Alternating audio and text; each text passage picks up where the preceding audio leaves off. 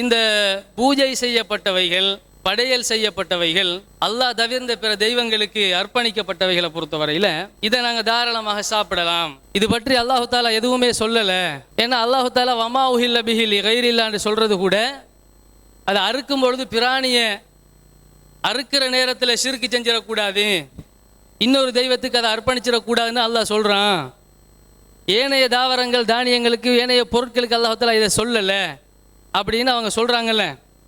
இப்படி சொல்வதற்காக வேண்டி ஒரு பயங்கரமான ஒரு பொய்யை, என்னது, ஒரு பயங்கரமான ஒரு பொய்யை எடுத்து அதை ஜோடனை செய்து அந்த பொய்யை உண்மை மாதிரி ஆக்கி இந்த சமுதாயத்தில் இருக்கக்கூடிய மொழி அறிவு இல்லாத சாதாரண அப்பாவி மக்களை கூட நம்ப வைத்து அவர்களுடைய ஈமானை கூட பாலடிக்கக்கூடிய நிலைமைக்கு அவர்களை கொண்டு போகக்கூடிய ஒரு வேலையை சகோதரர்கள் செய்கிறாங்க.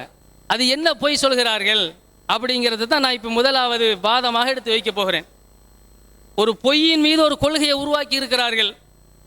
அது என்ன பொய் என்று சொன்னால், ஒட்டுமொத்த உலமாக்களும் அஜ்மால் உலமா, அஜ்மால் முஃபஸ்ஸிரீன், எல்லா குர்ஆனுடைய விரிவுரையாளர்களும் உலமாக்களும் ஒரே கருத்திலே சொல்லி இருக்கிறார்கள். என்ன சொல்லி இருக்கிறார்கள்? வமா உஹில்ல பிஹி, அல்லாஹ் அல்லாதவர்களுக்காக வேண்டி அர்ப்பணிப்பது என்று சொன்னால் அது பிராணியை மட்டும்தான் குறிக்கும் அப்படின்னு சொல்லி இருக்கிறாங்க. அதனால பிராணியை அறுக்கிற விடயத்தில் மாத்திரம் நீங்க என்ன செஞ்சிடாதீங்க, ஷிர்க் பண்ணிடாதீங்க, மற்ற எல்லாத்திலையும் பண்ணிக்கோங்க அப்படிங்கிற ஒரு கொள்கை பிரச்சாரம் செய்யப்படுகிறது. எதை அடிப்படையாக வைத்து பிரச்சாரம் செய்யப்படுகிறது தெரியுமா? ஒரு பொய்யை அடிப்படையாக வைத்து பிரச்சாரம் செய்யப்படுகிறது. சகோதரர்களை நீங்க எல்லாம் சிந்திச்சு பார்க்கணும். ஒரு கருத்தை சமூகமே மாற்றிக்கொண்டால் அதுக்கு நாங்கள் ஆதாரம் காட்ட வேண்டிய அவசியம் இல்லை.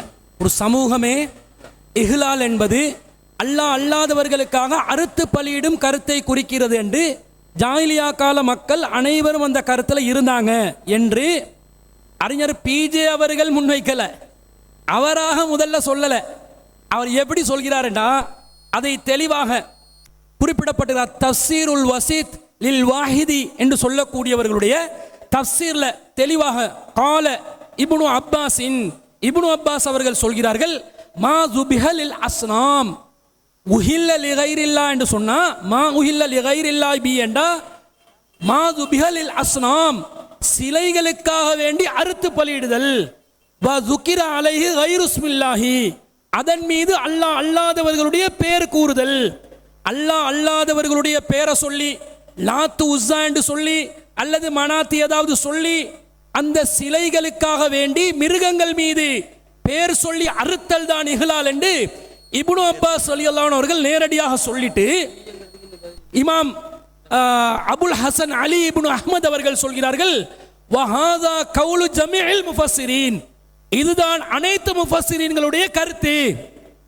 பிஜே அவர்கள் சொல்லல, இப்படிதான் அனைத்து முஃபஸ்ஸிரீன்களும் அந்த காலத்தில், எந்த காலத்தில், ஹிஜ்ரி 468ஆம் ஆண்டுல இந்த தஃப்சீர் எழுதப்படுகிறது. அந்த காலப்பகுதியில் அவர் இறக்கிறார். அந்த ஆண்டுல இமாம் அவர்களுடைய இறப்பு.